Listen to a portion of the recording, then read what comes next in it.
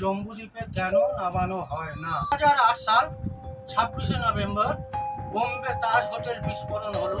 কলকাতার মধ্যে মাওবাদী বা সন্ত্রাসবাদী লুকিয়ে পড়েছে। রাইটাসের উপরে জঙ্গি হানা হাঁটতে পারে। জম্বুদ্বীপ যদি সমুদ্রের তলায় তলিয়েও যায় তাতে সরকারের কোনো যায় আসে না।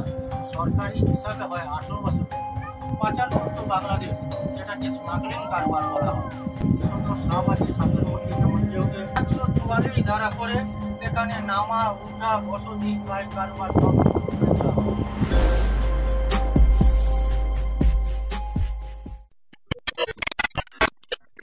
কিন্তু সমাধান হয়ে যাবে।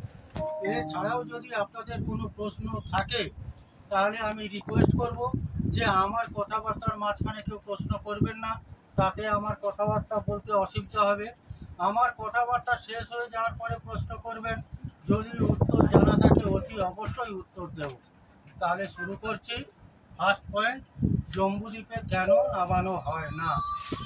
সুন্দরবন এলাকাতে ম্যানগ্রোভ গাছের কথা নিশ্চয়ই আপনারা আগে থেকেই জানেন। ম্যানগ্রোভ গাছটা যে কোনো একটা গাছের নাম কিন্তু ম্যানগ্রোভ গাছ নয়। অনেক প্রজাতির গাছ নিয়েই হয় ম্যানগ্রোভ গাছ। তাদের মধ্যে আছে ভার্জিন, গরান, গেওয়া, তেড়া, কেওড়া, কেয়া, হেতাল, গরান, সুন্দরী, বকরা, এইসব গাছগুলোকে নিয়েই ম্যানগ্রোভ গাছ বলা হয়। এদের দু রকমের শিকড় আছে, একটাকে বলা হয় ঠেসমূল আর একটাকে বলা হয় শ্বাসমূল। কাণ্ড থেকে যে শিকড়গুলো বেরোয় সেইগুলোকে ঠেসমূল বলে, আর শিকড় থেকে এক্সট্রা একটা শিকড় বেরোয় সেইগুলোকে শ্বাসমূল বলে। এদের কাজ হচ্ছে সমুদ্র বা নদী গর্ভ থেকে কোনো দ্বীপকে বাঁচাতে ওদের ওই শিকড় দিয়ে ওরা মাটিকে ধরে রাখেই বলে সুন্দরবন এলাকাতে যত বদ্বীপ অঞ্চল আছে গাছের জন্যই বেঁচে আছে। 2008 সাল 26শে নভেম্বর বোম্বে তাজ হোটেল বিস্ফোরণ হলো। ঠিক তার আগে 40 থেকে 45 বছরেরও বেশি এই জম্বুদ্বীপে শুটকি মাছের কারবার হতো। টুরিস্ট পার্টিকে নামানো হতো। 120টা আদিবাসী সম্প্রদায় জম্বুচরে বসবাস করত। তখন আমাদের এই পশ্চিম বাংলাতে ছিল ব্রাহ্মণ রাজত্ব। বুদ্ধদেব বাবু ছিলেন মুখ্যমন্ত্রী, কিরণময় নন্দ ছিলেন মৎস্যমন্ত্রী, যোগেশ বর্মন ছিলেন বনমন্ত্রী, এমএলএ ছিলেন প্রমোচর মণ্ডল, যার বাড়ি হচ্ছে গঙ্গাসাগর, যেটাকে কপিলমুনির মন্দির বলা হয়। 3টে কারণ দর্শিয়ে সুপ্রিম কোর্ট থেকে অর্ডার নিয়ে 144 ধারা করে এখানে নামা উঠা বসতি কারবার সব কিছু করে দেওয়া হয়। তাহলে আপনারা ঘুরিয়ে আমাকে প্রশ্ন করবেন 3টে কারণ কি কি। 1 নম্বর কারণ হচ্ছে যারা এখানে শুটকি মাছের কারবার করতেন তারা প্রত্যেক বছর বছর এই যে ছোট ছোট যে গাছগুলোকে দেখছেন এইগুলোকে ম্যানগ্রোভ গাছ, বাইন গাছ বলা হয়, এইগুলোকে সম্পূর্ণভাবে কেটে ফেলে দিয়ে শুটকি মাছের খামার তৈরি করতেন। খামার কথার অর্থ হচ্ছে যে ফিল্টাতে শুটকি মাছ শুকানো হয়। এইভাবে যদি প্রত্যেক বছর বছর গাছ কেটে ফেলে দেওয়া হয়, গাছের গ্রোথ তো ঠিক সেইভাবে বাড়বে না। দেখা যাবে এই দ্বীপটা এক সময় সমুদ্র তলায় তলিয়ে যাবে। কেন? গাছই তো মাটিতে ধরে রাখে। দ্বীপ হচ্ছে 3 রকমের, একটা হচ্ছে সমুদ্র বেষ্টিত দ্বীপ, একটা হচ্ছে নদী বেষ্টিত দ্বীপ, আর একটা হচ্ছে কিছুটা সমুদ্র কিছুটা নদী। জম্বুদ্বীপটা হচ্ছে সম্পূর্ণ সমুদ্র বেষ্টিত দ্বীপ। আপনারা ওই দ্বীপ থেকে এসেছেন, ওটা হচ্ছে বকখালি। যেখানে আপনারা উঠলেন তার অপোজিটে যে দ্বীপটা সেটার নাম হচ্ছে পাতিবনিয়া। নেট সার্চিং করলে ওই দ্বীপটার নাম হচ্ছে শুশুনিয়া দ্বীপ। তারপরে দ্বীপটা হচ্ছে মৌসুমী দ্বীপ, ওই যে উঁচু গাছালা একটা দ্বীপ দেখছেন। তারপরে আছে গঙ্গাসাগর, যেটাকে কপিলমুনির মন্দির বলা। এই যে 4টে দ্বীপের কথা বললাম, বকখালি, পাতিবনিয়া, মৌসুমী, গঙ্গাসাগর, এই 4টে দ্বীপ কিন্তু কিছুটা সমুদ্র কিছুটা নদী, কিন্তু সম্পূর্ণ নদী বেষ্টিত দ্বীপ এখানে একটাও নেই। জম্বুদ্বীপ যদি সমুদ্রের তলায় তলিয়েও যায় তাতে সরকারের কোনো যায় আসে না। কেন? এখানে কোনো চাষযোগ্য জায়গা নেই, ঘর বাড়ি নেই, স্কুল নেই, কলেজ নেই, হাসপাতাল নেই। জম্বু যখন সমুদ্রের তলাতে তলিয়ে যাবে, সমুদ্রের তাণ্ডব ঢেউগুলো নাচতে নাচতে ওই বকখালি, পাতিবনি আর মৌসুমী দ্বীপের উপরে যে আছাড় খাবে, যেখানে চাষযোগ্য জায়গা আছে, ঘর বাড়ি আছে, স্কুল আছে, কলেজ আছে, হাসপাতাল আছে, তাদের ক্ষয়ক্ষতি হবে। তাই সরকার ভেবেছিলেন ওই 3টে দ্বীপকে বাঁচানোতে আগে জম্বুদ্বীপকে বাঁচাতেই হবে। ওরা যে গাছ কেটে ফেলতো, এটা গেল 1 নম্বর কারণ। 2য় নম্বর কারণ হলো ওরা বিনা শুল্কে বিনা ট্যাক্সে চোরাইভাবে এখান থেকে ট্রলার লোড করে শুটকি মাছ পাচার করতো বাংলাদেশ, যেটাকে স্মাগলিং কারবার বলা হয়। 3য় নম্বর কারণ হলো 2008 তখনকার দিনে পেপার পত্রিকাতে টিভিতে চারদিকে চাউর হচ্ছিল কলকাতার মধ্যে মাওবাদী বা সন্ত্রাসবাদী ঢুকেই পড়েছে। কেন 2008-এ বোম্বে তাজ হোটেল বিস্ফোরণ হয়েছিল, ওরা সম্ভবত এসেছিল আরব সাগরের উপর দিয়ে। 1 থেকে 1.5 লক্ষ লোক শুটকি মাছ কাজের জন্য নিযুক্ত ছিল, প্লাস 120টা আদিবাসী সম্প্রদায় ছিল, ওদের হাট বাজার ওই বকখালি থেকে আসতো, প্লাস টুরিস্ট পার্টি আসতো। তাহলে একটা নৌকোয় কত লোক এলো, কত লোক নামলো, কত লোক থাকলো, আর কত লোক ঘুরে গেল, তার কোনো হিসাব নিকাশ থাকতো না। 2-4 জন ইয়ং ছেলে, তারা হয়তো মাওবাদী বা সন্ত্রাসবাদী বকখালি লোকালিটির মাঝখানে না থেকে জম্মুর ফার্স্ট ক্লাসে জম্মুতে এসে হাজির হলো। সারা দিন ভোর এখানে বিনা ঝঞ্ঝটে থাকলো।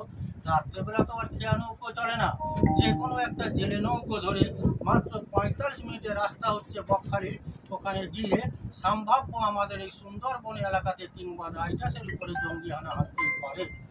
এই 3টে কারণ দর্শিয়ে সুপ্রিম কোর্ট থেকে অর্ডার নিয়ে 144 ধারা করে এখানে নামা উঠা বসতি কায় কারবার সব কিছু তুলে দিলে কি হবে?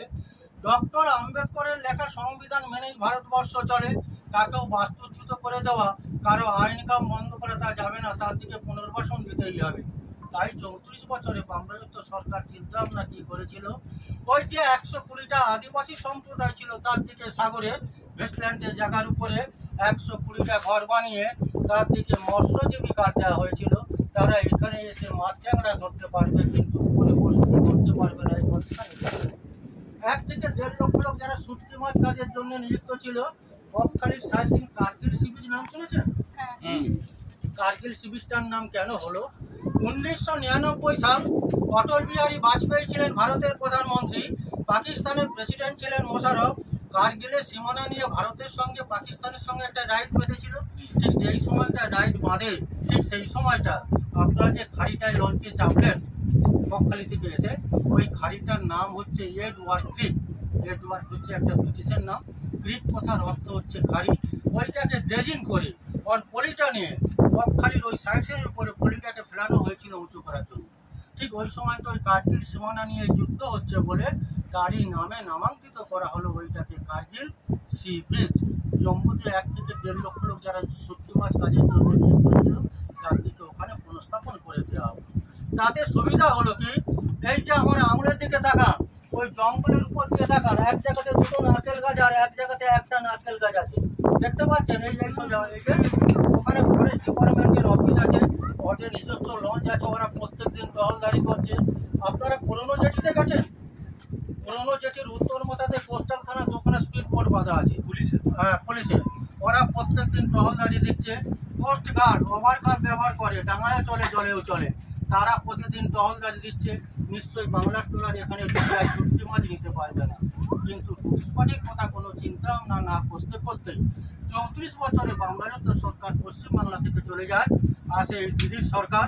দিদি যখন আমাদের পশ্চিমবাংলায় আসে, নামখানার আগে কাকদ্বীপ বলে একটা মিনি শহর আছে, ওখানে জনভাষণে বলেন এখানে ভাসমান জেটি করবেন, পর্যটকরা থাকার জন্য আবাসন গড়ে তুলবেন। কিন্তু দেখবেন আমাদের হিসাবে হয় 12 মাসে বছর, সরকারি হিসাবে হয় 18 মাসে বছর। কবে কার্যকারী হবে তারপরে নিশ্চয়ই আপনারা আবার জম্মুদ্বীপে নামতে পারবেন। জম্মুর পরিমাণটা হলো 19,000 হেক্টর জায়গা।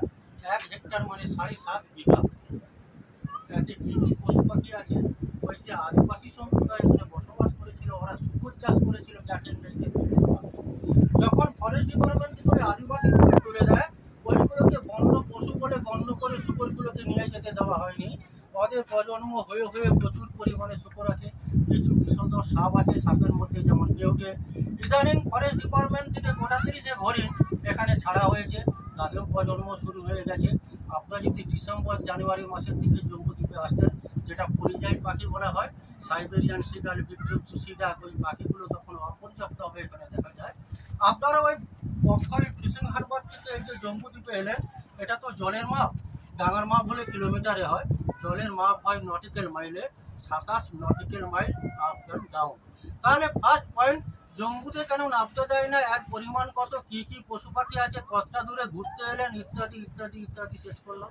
তখন থেকে আমি এই জম্মুর কেয়া পারপাসেই আছি। আজকে দেখতে দেখতে 34 বছর হয়ে গেল, আমার খেয়াল হয়নি। তা এই জিনিসগুলো যে আপনাদেরকে বুঝিয়ে বললাম, এটা কিন্তু কোনো গুরু ধরে মুখস্থ বিদ্যা করে বলিনি, সম্পূর্ণ আমার অভিজ্ঞতার কথা জিনিসগুলোকে আপনাদেরকে বুঝিয়ে বললাম। এই বয়স্ক লোক এখন এই 65 বছর বয়সে এখন পেটের জ্বালাতেই এখনো এই মাঝিগিরি করতে হচ্ছে। জানি না ঠাকুর কতদিন আমাকে এই লাইনে রাখবে।